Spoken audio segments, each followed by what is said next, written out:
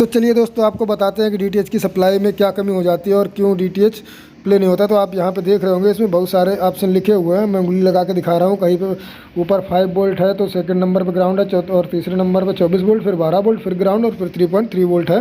तो ये सारे वोल्ट आपको इसमें मैं सप्लाई लगा देता हूँ। बिजली की सप्लाई आपको दे देनी है इस तरीके से, जिस तरीके से मैं बांध रहा हूँ। अगर आप चाहें तो आयरन से लगा के भी दे सकते हैं। मैं टाका लगाने का मेरे पास वो नहीं था, व्यवस्था नहीं थी, लाइट नहीं आ रही थी।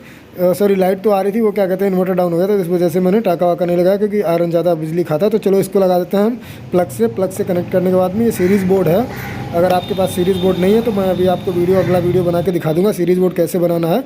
तो मीटर को सेट कर लेते हैं हम लोग डीसी की रेंज पे, और जला दी है लाइट। तो आइए आपको दिखाते हैं कि देखिए, मैंने ये ग्राउंड वाला प्रॉब सेकंड नंबर पे लगाया, जहाँ पे ग्राउंड लिखा हुआ था।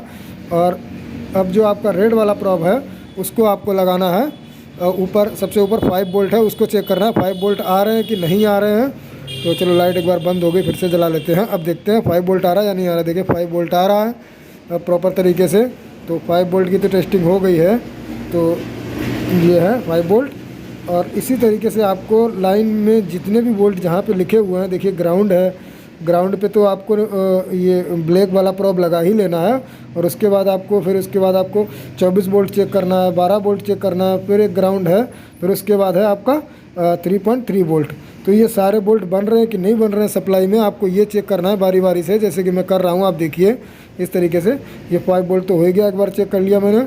अभी 12 वोल्ट 24 वोल्ट को चेक करते हैं। 24 वोल्ट भी बन रहा है, थोड़ा बहुत इधर है। 23 वोल्ट 24 वोल्ट, वो बात एक ही है। अब सेकंड नंबर आता है 12 वोल्ट का। तो चलिए 12 वोल्ट को भी चेक कर लेते हैं एक बार, 12 वोल्ट बन रहा है कि नहीं बन रहा है। तो ये 12 वोल्ट की जगह पे 17 वोल्ट बन रहा है। कंडेंसर फुल चार्ज है, कोई बात नहीं, 17 वोल्ट बन रहा है, अच्छी बात है।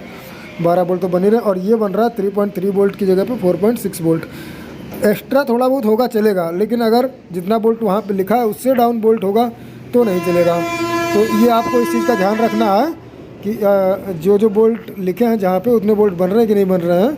तो देख लीजिए इस तरीके से, यहाँ पे लिखा हुआ है, फोकस नहीं कर रहा है कैमरा, तो हाँ इस तरीके से लिखा हुआ है। इस तरीके से आपको चेक कर लेना है मल्टीमीटर से डीसी की रेंज पे करके, कि कहाँ पे कितने वोल्टेज बन रहे हैं, कितने नहीं बन रहे हैं। अगर सारे वोल्टेज बन रहे हैं फिर तो आपकी सप्लाई प्रॉपर है, ठीक है। फिर आप कार्ड में लगाने के बाद में एक बार चेक कर लीजिए कि कहीं वोल्टेज ड्रॉप तो नहीं हो रहे लोड पड़ने के बाद में। और अगर ड्रॉप हो रहे हैं या कोई दिक्कत है तो आपको क्या करना है, पीसीबी को पलटना है। पीसीबी को पलटने के बाद में आपको देखना है कि कोई जो वोल्ट नहीं बन रहे हैं उसी लाइन में अगर कोई कंडेंसर लगा हुआ है, उसी पीछे आपको पीसीबी जब आप पलटेंगे, देखिए मैं पलट के दिखाता हूँ।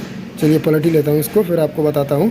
तो इसको पलट लिया मैंने, और जिस टांग पे जितने वोल्टेज आ रहे हैं नहीं आ रहे, तो उसी आप जो लाइन सी बनी रहती है तो उसको देखते हुए जाएंगे वहाँ पे कौन सा कंपोनेंट लगा है। अगर कोई कंडेंसर लगा है या डायोड लगा है तो उसको आप एक बार चेक करेंगे। या इस तरीके की ये ब्लैक कलर की कॉइल लगी है, ये भी कभी शॉर्ट हो जाती है। और ये ट्रांजिस्टर जो आप देख रहे हैं, मैं उंगली के पास करके दिखाता हूँ, कैमरा इतना महीन फोकस नहीं कर रहा है। तो ये ट्रांजिस्टर भी कभी कभार ख़राब हो जाता है। और आप बोल रहे होंगे कि ये सब रिपेयर करने से क्या फ़ायदा। तो मैं बस ये बता दूं आपको, इमरजेंसी में अगर आपके पास कोई दूसरी सप्लाई सही नहीं है और कस्टमर आ गया आपकी दुकान पे, तो आप पुरानी सप्लाई से निकाल के एक सप्लाई तो बना ही सकते हैं। और ये सारे डायोड आपको चेक कर लेने जो लाइन लगे हैं, मैंने आपको उंगली से दिखाया। और ये सारे कंडेंसर देख लेने हैं कि कोई कंडेंसर फूला तो नहीं है। अगर कोई कंडेंसर फूला है तो वो भी वोल्टेज को ड्रॉप करेगा, तो आपका डीटीएच नहीं चलेगा।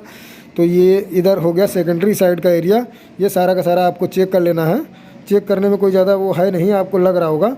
आप एक बार डायोड और कंडेंसर चेक कर लेंगे तो हो जाएगा। और इधर आ जाएंगे तो इधर ये लगी रहती है एक आईसी। ये आईसी अगर फट जाती है फिर तो मैं रिपेयर करता नहीं हूँ। आप अगर करना चाहें तो आईसी दूसरे कार्ड से निकाल के लगा सकते हैं। और ये एसी जहाँ पे दिया है, अगर आपका फ्यूज़ प्रॉपर है, उसके बावजूद भी कोई भी वोल्टेज नहीं बन रहा है, तो आपको देखना है कि एसी वाला फ्यूज़ तो प्रॉपर है ही है। उसके बाद आपका करंट जाता है कॉइल पे, उस तरफ लगी है कॉइल। ये देखिए ये कॉइल लगी है, अगर ये शॉर्ट हो जाएगी, जल जाएगी, तब भी आपका करंट आगे नहीं जाएगा। यहाँ तक एसी करंट रहता है इस कॉइल तक। तो इसको आपको अगर चेक करना है तो एसी वोल्टेज से चेक करना है, या फिर सीरीज में लगा के आप शॉर्ट करके देख सकते हैं आपका बल्ब जलता है या नहीं जलता है। तो इस तरीके से देख सकते हैं आप। और अगर आपके साथ ऐसा होता है कि आप जैसे ही इसके वायर जैसे ही आप प्लग से कनेक्ट करते हैं, वैसे ही आपका जो है सीरीज़ वाला बल्ब जल जाता है, तब आपको फिर ये जो कॉइल के बगल में 4 डायोड लगे हुए दिख रहे होंगे, ये मैं उंगली से दिखाने की कोशिश कर रहा हूँ।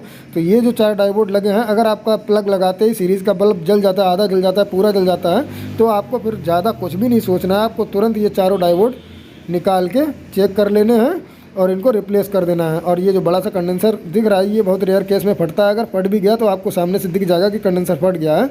तो बस दोस्तों इतना ही था, इसमें ज़्यादा कोई 3-5 है नहीं, आप आराम से रिपेयर कर सकते हैं, नई सप्लाई ना डाल के रिपेयर कर सकते हैं।